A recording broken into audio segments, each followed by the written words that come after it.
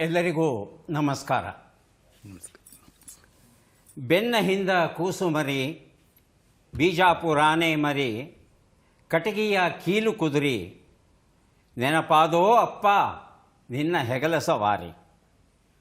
ಆಟಕ್ಕ ಹಾರಿ ಹಾರಿ, ಪಾಠಕ್ಕ ಹೌಹಾರಿ, ಹಠಕ್ಕ ಬಿದ್ದ ನೋಡಿದ್ದು ಪುಟಾಣಿ ಏಜೆಂಟ್ 123.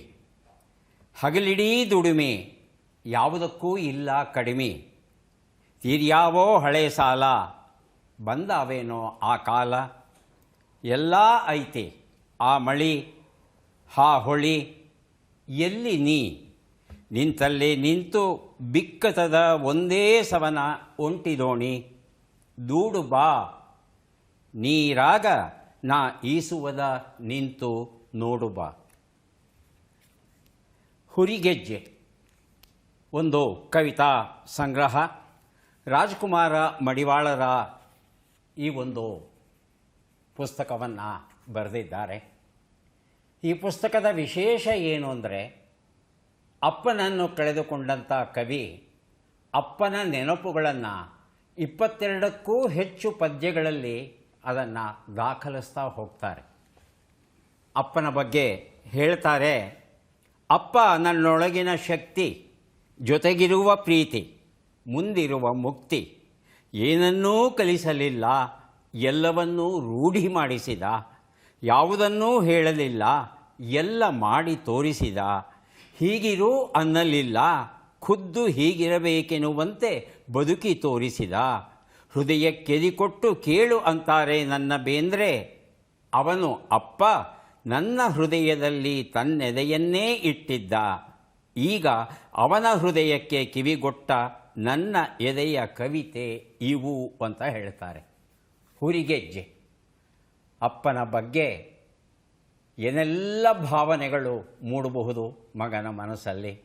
ಒಂದು ಸಲ ಇಲ್ಲಿರೋ ಕವಿತೆಗಳನ್ನು ಓದಿದ್ರೆ ನಮಗೂ ಸಹ ನಮ್ಮ ಅಪ್ಪನ ನೆನಪು ಬರಬಹುದು. ಎಲ್ಲರಿಗೂ ಸ್ವಾಗತವನ್ನು ಕೋರ್ತಾ ಇದ್ದೇವೆ. ಥಟ್ ಅಂತ ಹೇಳಿ ಕ್ವಿಜ್ ಕಾರ್ಯಕ್ರಮಕ್ಕೆ ತಮಗೆ ಮತ್ತೊಮ್ಮೆ ಸ್ವಾಗತವನ್ನು ಕೋರ್ತಾ ನೇರವಾಗಿ ಕಾರ್ಯಕ್ರಮ ಆರಂಭಿಸ್ತಾ ಇದ್ದೇವೆ. ಮೊದಲು ಸ್ಪರ್ಧಿಗಳ ಪರಿಚಯ. ಮೊದಲ ಸ್ಪರ್ಧಿ. ನಮಸ್ತೆ, ನನ್ನ ಹೆಸರು ಕಲಾ ಅಂತ. ನಾನು ತುಮಕೂರಿಂದ ಬಂದಿದ್ದೀನಿ, ಗೃಹಿಣಿ. ನಮಸ್ತೆ, ನಾನು ರುದ್ರಮೂರ್ತಿ ಅಂತ. ನಾನು ಬಿಸ್ನೆಸ್ ಮ್ಯಾನು, ಸ್ವಲ್ಪ ಹವ್ಯಾಸಿ ನಾಟಕಗಾರದಲ್ಲಿ ಮಾಡ್ತಾ ಇದ್ದೆ. ಈಗ ಮಾಗಡಿ ರೋಡ್ ತಾವರೆಕೆರೆಯಿಂದ ಇಲ್ಲಿಗೆ ಆಗಮಿಸಿದ್ದೀನಿ. ಕಲಾ ಮತ್ತು ರುದ್ರಮೂರ್ತಿ ಇಬ್ಬರಿಗೂ ಸ್ವಾಗತವನ್ನು ಕೋರ್ತಾ ಇದ್ದೇವೆ. ನಮ್ಮ ಮೂರನೆಯ ಸ್ಪರ್ಧಿ.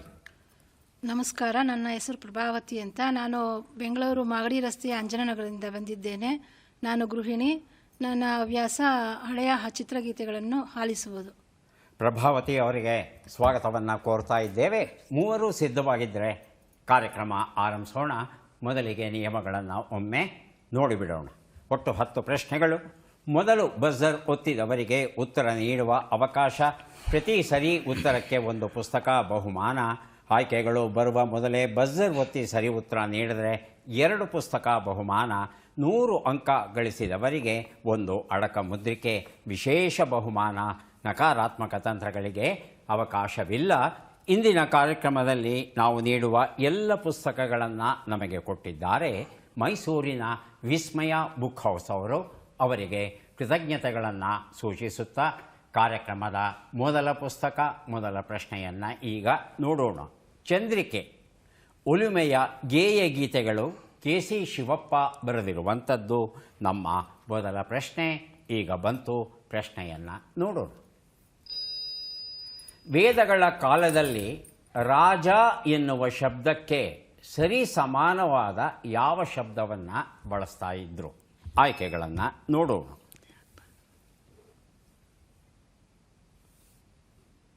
ಬಜರ್ ಆಗಲೇ ಒತ್ತಿದ್ದಾರೆ ರುದ್ರಮೂರ್ತಿ ಅವರು. ರುದ್ರಮೂರ್ತಿ. ಅರಸು. ಅರಸು. ಆಯ್ಕೆಗಳನ್ನು ನೋಡೋಣ. ಗೋಪತಿ, ಗೋಮಿತ್ರ, ಸಂಸ್ಕೃತ ಪದ. ಗೋಮತಿ, ಗೋಪ. ಹೇಳಿ ಪ್ರಭಾವತಿ. ಗೋಪತಿ. ಗೋಪತಿ ಆಯ್ಕೆ 1. ಹೌದಾ? ಪರೀಕ್ಷೆ ಮಾಡೋಣವಾ? ಪರೀಕ್ಷಿಸೋಣ. ಗೋಪತಿ. ಗೋಪತಿ ಸರಿಯಾದ ಉತ್ತರ. ಚಂದ್ರಿಕೆ ಎನ್ನುವ ಈ ಒಂದು ಪುಸ್ತಕವನ್ನು ಅವರಿಗೆ ಕೊಟ್ಟಿದ್ದೇವೆ. ವೇದಗಳ ಕಾಲದಲ್ಲಿ ಈ ಒಂದು ಸಾಮಾಜಿಕ ರಚನೆ ಹೇಗಿತ್ತು ಅನ್ನೋದು ಬಹಳ ಕುತೂಹಲಕರವಾದದ್ದು. ಮನೆಯ ಯಜಮಾನನಿಗೆ ಕುಲಪ ಅಂತ ಕರೀತಾ ಇದ್ದರು. ಹೀಗೆ ಹಲವು ಕುಲಪಗಳು ಸೇರಿದ್ರೆ ಒಂದು ಗ್ರಾಮವಾಗ್ತಾ ಇತ್ತು. ಆ ಗ್ರಾಮಕ್ಕೆ ಗ್ರಾಮಿಣಿ ಅನ್ನೋ ಹೆಸರಿನ ಒಬ್ಬ ಯಜಮಾನ ಇರ್ತಾ ಇದ್ದ. ಹಲವು ಗ್ರಾಮಗಳನ್ನು ಸೇರಿ ವಿಶ್ ಅಂತ ಕರೀತಾ ಇದ್ದರು. ಹಲವು ವಿಶ್ಗಳು ಸೇರಿದರೆ ಒಂದು ಜನಪದ ಆಗ್ತಾ ಇತ್ತು. ಈ ಜನಪದದ ನಾಯಕ ರಾಜ ಅಂತ ನಂತರದ ದಿನಗಳಲ್ಲಿ ಗುರುತಿಸಿದ್ವಿ. ಆದರೆ ಆವತ್ತಿನ ದಿನಗಳಲ್ಲಿ ಆತನನ್ನು ಗೋಪತಿ ಅಂತ ಕರೀತಾ ಇದ್ದರು. ಒಂದು ಸತ್ಯ ತಿಳ್ಕೋಬೇಕು, ವೇದಗಳ ಕಾಲದಲ್ಲಿ ಪ್ರಧಾನವಾಗಿ ಇದ್ದದ್ದು ಪಶುಪಾಲನೆ.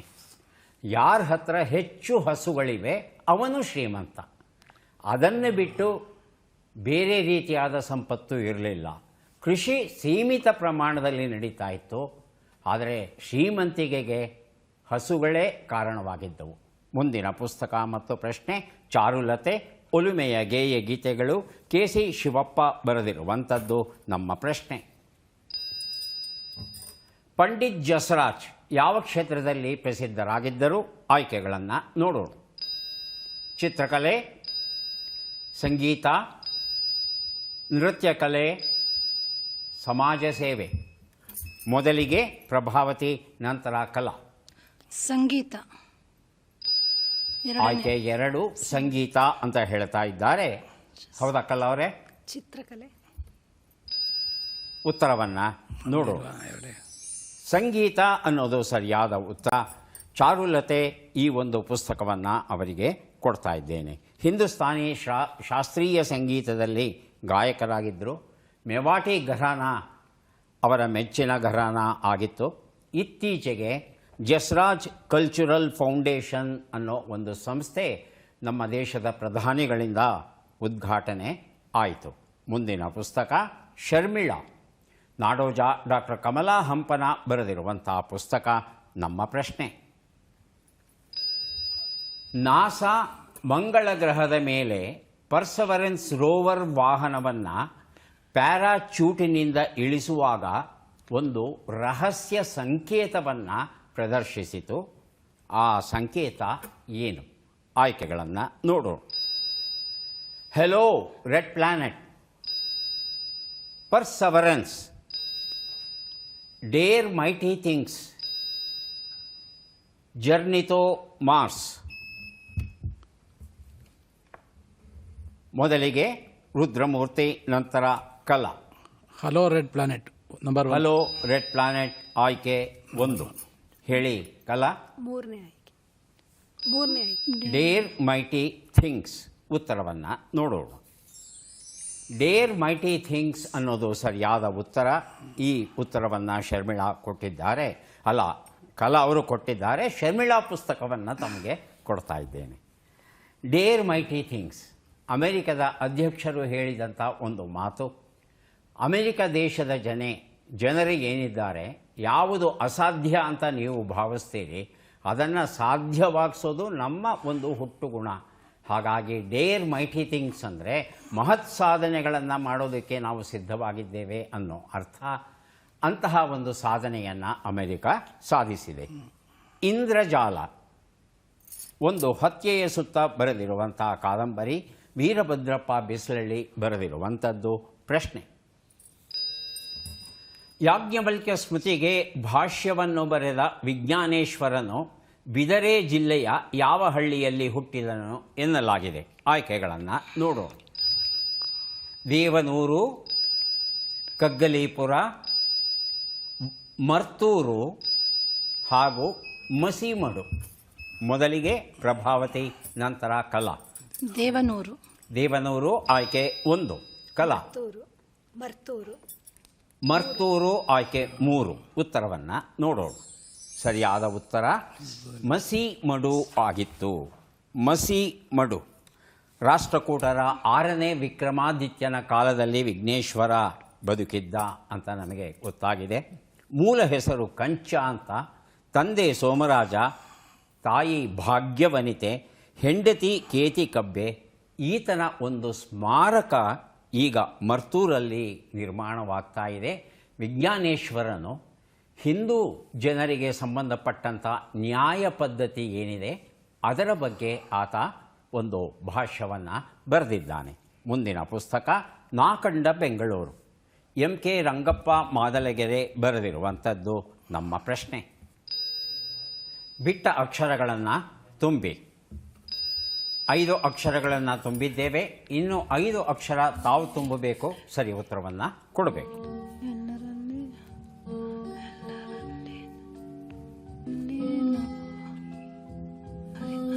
ಎ ಲ ಲಿ ನು ಹ ಬ.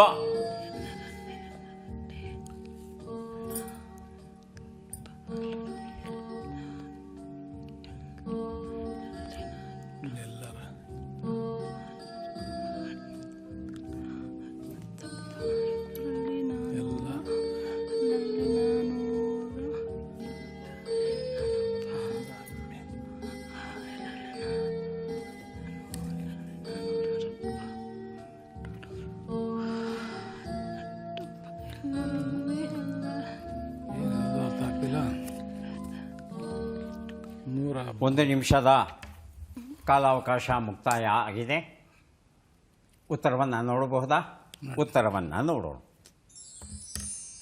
ಎಲ್ಲರಲ್ಲಿ ನಾನೂ ಸಹ ಒಬ್ಬ ಅನ್ನೋದು ಸರಿಯಾದ ಉತ್ತರ ಆಗಿತ್ತು. ಲೋಕಾಂತದ ಮೊರೆತ ಎನ್ನುವ ಪುಸ್ತಕ ವೀರಭದ್ರಪ್ಪ ಬಿಸ್ಲಳ್ಳಿ ಬರೆದಿರುವಂಥದ್ದು. ನಮ್ಮ ಪ್ರಶ್ನೆ, ಈ ಕೆಳಗಿನ ಲೆಕ್ಕಗಳನ್ನು ಪೂರ್ಣಗೊಳಿಸಿ ಉತ್ತರಗಳನ್ನೆಲ್ಲ ಕೂಡಿ ಅಂತಿಮ ಉತ್ತರವನ್ನು ನೀಡಿ. ಲೆಕ್ಕಗಳು ಬಂದಿವೆ. 1 ನಿಮಿಷದ ಕಾಲಾವಕಾಶ. 39 + 39 88 - 45 23 × 9 180 / 5.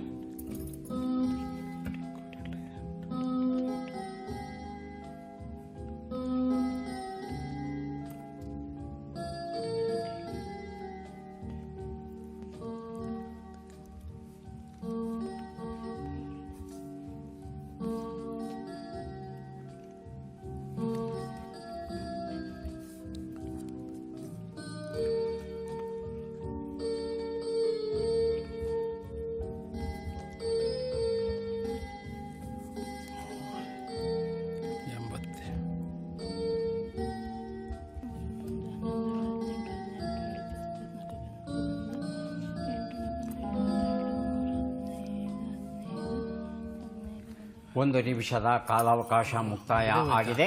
ಹೇಳಿ ಪ್ರಭಾವತಿ. 654.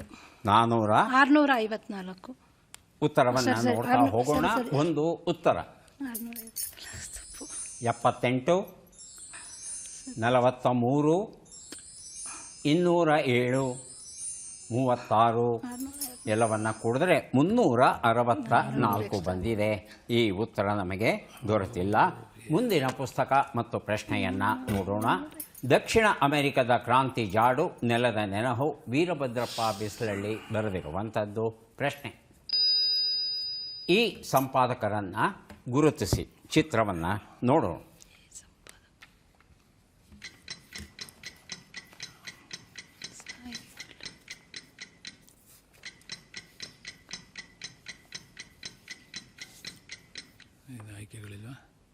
ಆಯ್ಕೆಗಳನ್ನು ಕೊಡ್ತಾ ಇದ್ದೇವೆ.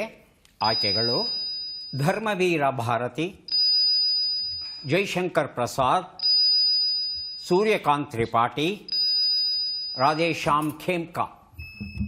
ಮೊದಲಿಗೆ ಬಜರ್ ಒತ್ತಿದ್ದಾರೆ ರುದ್ರಮೂರ್ತಿ, ಆನಂತರ ಎರಡನೇದಾಗಿ ಕಲಾ ಅವರು.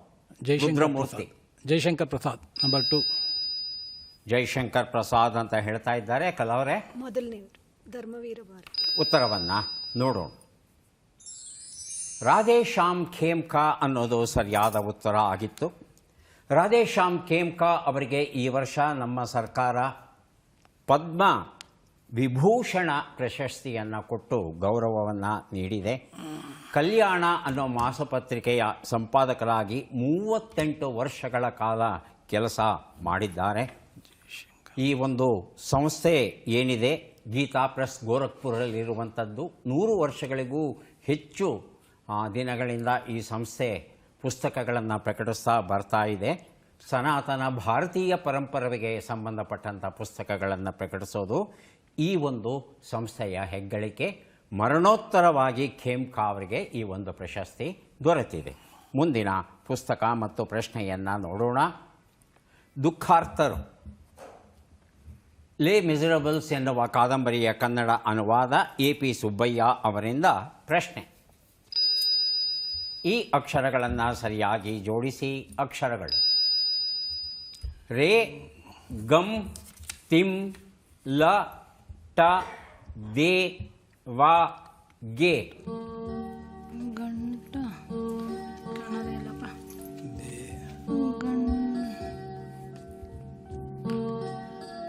ರೇ, ಗಮ್, ತಿಮ್, ಲ, ತಿಂಗ ಟ, ದೇ, ವ, ಗೆ. ದೇವರಿಗೆ ಗಂಟಲೆ ಗಂಟಲವರೆಗೆ ಗಂಟ ಹೇಳಿ ಕಲಾವರೇ. ಗಂಟಲವರೆಗೆ ತಿಂದೆ. ಏನು ತಿಂದ್ರಿ? ಗಂಟಲವರೆಗೆ ತಿಂದ್ರಂತೆ. ಹೌದಾ ರುದ್ರಮೂರ್ತಿ? ಅದು ಕರೆಕ್ಟ್. ಪ್ರಭಾವತಿಯವರು ಉತ್ತರವನ್ನು ನೋಡು. ಗಂಟಲವರೆಗೆ ತಿಂದೆ ಉತ್ತರ ಸರಿಯಾಗಿದೆ. ದುಃಖಾರ್ತರು ಎನ್ನುವ ಈ ಒಂದು ಪುಸ್ತಕವನ್ನು ಕಲಾ ಅವರಿಗೆ ಕೊಟ್ಟಿದ್ದೇವೆ. ಈಗ 3 ಪುಸ್ತಕಗಳನ್ನು ಕೊಡ್ತಾ ಇದ್ದೇವೆ. ಪದಬಂಧ ಬಂದಿದೆ. ಸುಳುಹುಗಳನ್ನು ಈಗ ನೋಡೋಣ.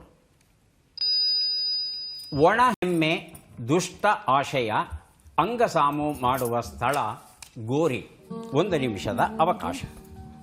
ಒಣ ಹೆಮ್ಮೆ, ಒಣ ಚಂಬ, ಒಣ ಪ್ರತಿಷ್ಠೆ, ಒಣ ಪ್ರತಿಷ್ಠೆ, ಗೋರಿ, ಸಮಾಧಿ,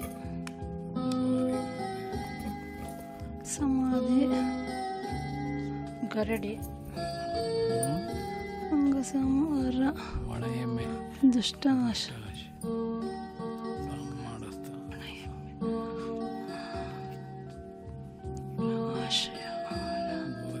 ಸ್ಮಶಾನ,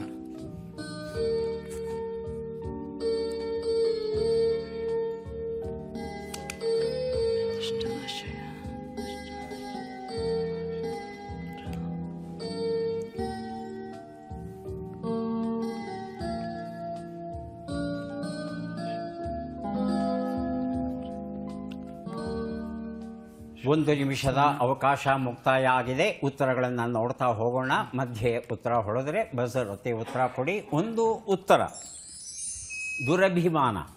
ಹೇಳಿ ಪ್ರಭಾವತಿ. 2ನೇದಕ್ಕೆ? 2ನೇದು ಗರಡಿ. ಹಾಂ, ಗರಡಿ. ಉತ್ತರವನ್ನು ನೋಡು. ಗರಡಿ ಉತ್ತರ ಸರಿಯಾಗಿದೆ. 3ನೇದಕ್ಕೆ ಉತ್ತರ ಕಲಾ ಕೊಡ್ತಾರಾ? ಸಮಾಧಿ. ನಾನು ಕೊಟ್ಟಿದ್ದೀನಿ. ಉತ್ತರವನ್ನು ನೋಡು. ಸಮಾಧಿ ಉತ್ತರ ಸರಿಯಾಗಿದೆ. 1 ಪುಸ್ತಕವನ್ನು ಪ್ರಭಾವತಿಯವರಿಗೆ, ಇನ್ನೊಂದು ಪುಸ್ತಕವನ್ನು ಕಲಾ ಅವರಿಗೆ ಕೊಟ್ಟಿದ್ದೇವೆ. ಈಗ ಬಂದಿದ್ದೇವೆ ಕೊನೆಯ ಘಟ್ಟಕ್ಕೆ. ಚಟ್ಪಟ್ ಚಿನುಕುರುಳಿ. ಒಬ್ಬೊಬ್ಬರಿಗೆ 5 ಪ್ರಶ್ನೆಗಳು. 5 ಸರಿ ಉತ್ತರ ನೀಡಿದರೆ 5 ಪುಸ್ತಕ ತಮ್ಮದಾಗುತ್ತೆ. ಮೊದಲ ಅವಕಾಶ ಕಲಾ ಅವರಿಗೆ. ಕಲಾ ಅವರೇ ಸಿದ್ಧವಾಗಿದ್ದರೆ ಮೊದಲ ಪ್ರಶ್ನೆ ಆರಂಭಿಸ್ತೇವೆ. ಮೊದಲ ಪ್ರಶ್ನೆಯನ್ನು ಈಗ ನೋಡ್ತಾ ಇದ್ದೇವೆ. ಕಂಠನಡುಗು ಎನ್ನುವ ನುಡಿಗಟ್ಟಿನ ಅರ್ಥವೇನು? ಭಯಪಡು, ಚಳಿಯಾಗು. ಭಯಪಡು. ಮುಂದಿನ ಪ್ರಶ್ನೆ. ಬಿದ್ದು ಹೋಗದ, ಚ್ಯುತಿಯಿಲ್ಲದ, ನಾಶವಿಲ್ಲದ ಎಂಬ ಅರ್ಥವನ್ನು ಕೊಡುವ ಶಬ್ದವು ಯಾವುದು? ಅಚ್ಯುತ, ಅಚ್ಚುಕ. ಅಚ್ಚುಕ. ಮುಂದಿನ ಪ್ರಶ್ನೆ. ಕೊನೆ ಎಂಬ ಪದದ ವಿರುದ್ಧ ಪದ ಯಾವುದು? ಮೊದಲು. ಈ ಗಾದೆಯನ್ನು ಪೂರ್ಣಗೊಳಿಸಿ. ರವಿ ಕಾಣದ್ದನ್ನು ಕವಿ ಕಂಡ. 5ನೇದು. ಈ ಒಗಟನ್ನು ಬಿಡಿಸಿ. ಕಣ್ಣಿಗೆ ಹತ್ತಿರ, ಕಾಲಿಗೆ ದೂರ. ಉತ್ತರವನ್ನು ನೋಡ್ತಾ ಹೋಗೋಣ.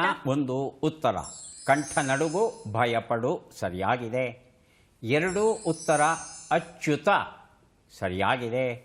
3 ಉತ್ತರ ಕೊನೆ, ಮೊದಲು ಸರಿಯಾಗಿದೆ. 4 ಉತ್ತರ ರವಿ ಕಾಣದ್ದನ್ನು ಕವಿ ಕಂಡ ಸರಿಯಾಗಿದೆ. 5ನೇದು ಬೆಟ್ಟ ಆಗಿತ್ತು. ಈ ಉತ್ತರವನ್ನು ತಾವು ಕೊಟ್ಟಿಲ್ಲ. 3 ಸರಿ ಇದೆ. ತಾವು ಕೊಟ್ಟಂಥದ್ದು 3 ಪುಸ್ತಕಗಳನ್ನು ತಮಗೆ ಕೊಟ್ಟಿದ್ದೇವೆ. ಈಗ ರುದ್ರಮೂರ್ತಿ ಅವರಿಗೆ ಅವಕಾಶ ಬರ್ತಾ ಇದೆ. ರುದ್ರಮೂರ್ತಿ, ಮೊದಲ ಪ್ರಶ್ನೆಯನ್ನು ಕೇಳ್ತಿದ್ದೇವೆ. ಮೊದಲ ಪ್ರಶ್ನೆ, ಕಂಠಪಾಠ ಮಾಡು ಎನ್ನುವ ನುಡಿಗಟ್ಟಿನ ಅರ್ಥವೇನು? ಉರುಹೊಡೆ, ಜೋರಾಗಿ ಓದು. ಹುರುವಡೆ. ಮುಂದಿನ ಪ್ರಶ್ನೆ, ಹೆಬ್ಬಾವು ಎಂಬ ಅರ್ಥವನ್ನು ಕೊಡುವ ಶಬ್ದವು ಯಾವುದು? ಅಜಗರ, ಅಜಗವ. ಅಜಗರ. ಮುಂದಿನ ಪ್ರಶ್ನೆ, ಕೊರತೆ ಎಂಬ ಪದದ ವಿರುದ್ಧ ಪದ ಯಾವುದು? ಕೊರತೆ ಇಲ್ಲದ್ದು. ಕೊರತೆ ಇಲ್ಲದೆ ಇರೋದಂತ. 4ನೇದು, ಈ ಗಾದೆಯನ್ನು ಪೂರ್ಣಗೊಳಿಸಿ. ಮನೆ ಗೆದ್ದು ಮನಗೆಲ್ಲು. ಮನೆ ಗೆದ್ದು ಮನಗೆಲ್ಲು. ಮುಂದಿನ ಪ್ರಶ್ನೆ, ಈ ಒಗಟನ್ನು ಬಿಡಿಸಿ. 1 ಹಸ್ತಕ್ಕೆ 108 ಬೆರಳು. 1 ಹಸ್ತಕ್ಕೆ 100. ಉತ್ತರವನ್ನು ನೋಡ್ತಾ ಹೋಗೋಣ. ಆಕಾಶ. 1 ಉತ್ತರ.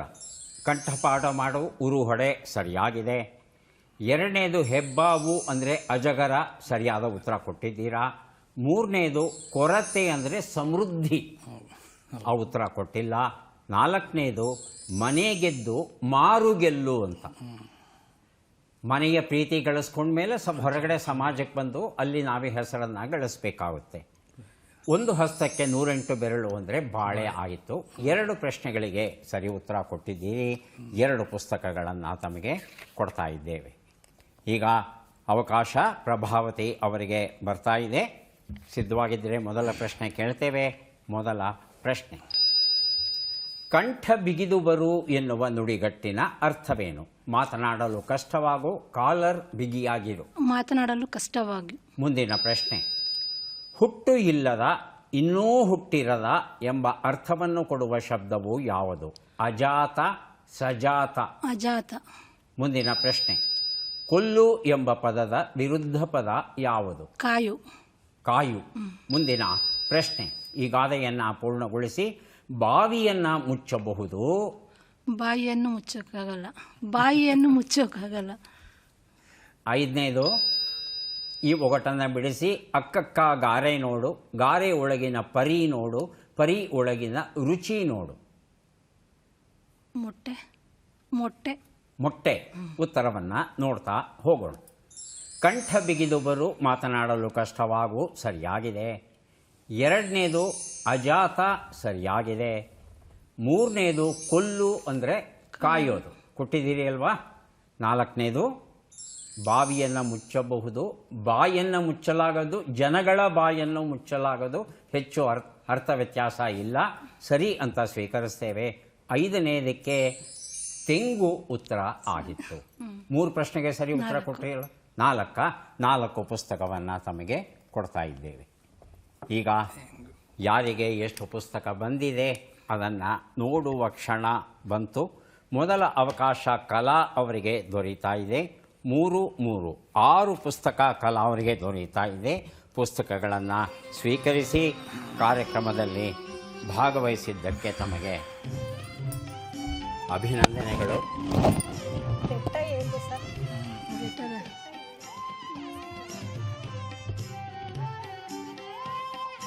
ರುದ್ರಮೂರ್ತಿ ಅವರಿಗೆ 2 ಪುಸ್ತಕ ದೊರೆತಿದೆ, ಸ್ವೀಕರಿಸಿ ಅಭಿನಂದನೆಗಳು.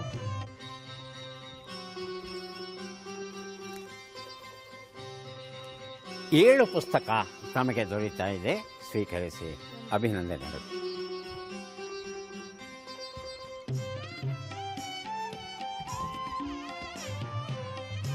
ಮತ್ತೆ ಭೇಟಿಯಾಗೋಣ. ನಮಸ್ಕಾರ.